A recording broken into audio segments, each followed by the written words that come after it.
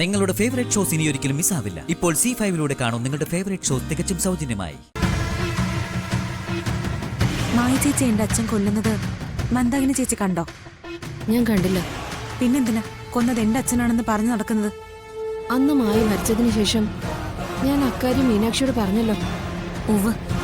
പിന്നെ ടിവിയിൽ ന്യൂസ് വന്നു മായയെ കൊന്നത് ജയറാമാണെന്ന്.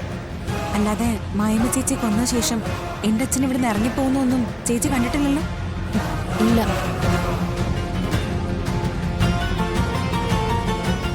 മായ അവിടെ കൊണ്ട് വിട്ടത് ജയറാം സാറാണെന്ന് പനക്കിലെ പാർവതി പറഞ്ഞു ഞാൻ അറിഞ്ഞു. ശരി.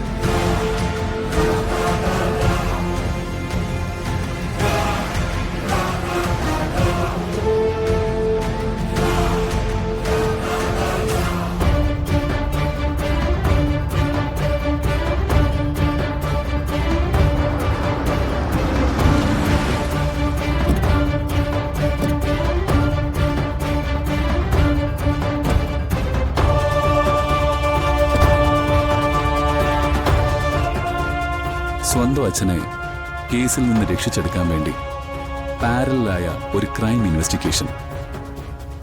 Very good. ശരി.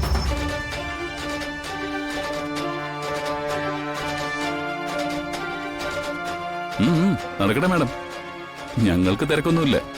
എനിക്ക് തിരക്കുണ്ട്. സാറിന്റെ ഡ്യൂട്ടി ചെയ്തോളൂ.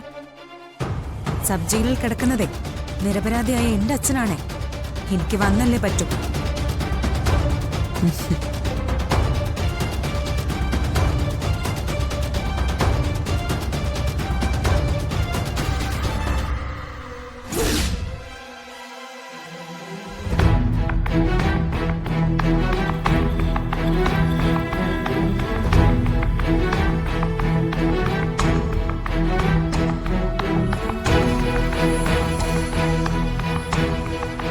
മീനാക്ഷി, എനിക്ക് സീരിയസ് ആയിട്ടൊരു കാര്യം മീനാക്ഷിയോട് പറയാനുണ്ട്. കാർത്തിട്ടൻ പറയും.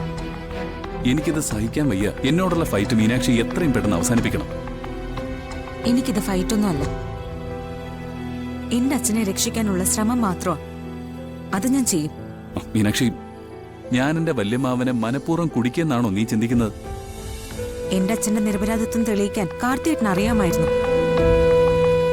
പക്ഷെ കാർത്തിയേട്ടൻ അത് ചെയ്തില്ല. ആ പരിഭവം എനിക്ക് കാർത്തിയേട്ടനോടുണ്ട്. മീനാക്ഷി, വല്യമാവനാണ് ആ മർഡർ നടത്തിയതെന്ന് സംശയാതീതമായി തെളിഞ്ഞിട്ടുണ്ട്. എന്റെ അച്ഛൻ അങ്ങനെ ഒരു കുറ്റം ചെയ്യില്ലെന്ന് മകളായ ഞാൻ ഉറപ്പിച്ച് പറയുക. മീനാക്ഷി, നമുക്ക് ഈ തർക്കം തുടരേണ്ടതില്ല കാർത്തിയേട്ടാ. ഏതായാലും എന്റെ അച്ഛന്റെ കേസ് നാളെ കോടതിയിൽ വരിക. അച്ഛൻ നിരപരാധിയാണെന്ന് ഞാൻ കോടതിയിൽ തെളിയിച്ച് കാണിക്കാം. എന്നിട്ട് മതി നമ്മൾ തമ്മിലൊരു ഫൈറ്റ്. മീനാക്ഷി ഇങ്ങനെയാ. മനസ്സിലൊരു തീരുമാനം എടുത്തു പോയാൽ അതിൽ നിന്ന് ഇവളെ പിന്തിരിപ്പിക്കാൻ വലിയ പാടാ. ACP ഒരു നല്ല പോലീസ് ഉദ്യോഗസ്ഥനാകാൻ ശ്രമിക്കുന്നത് പോലെ എന്റെ അച്ഛൻ നിരപരാധിയാണെന്ന് തെളിയിക്കാനുള്ള അവകാശം എനിക്കുമില്ലേ? ഞാനത് തെളിയിക്കും. Is that a challenge? Yes, it's a challenge.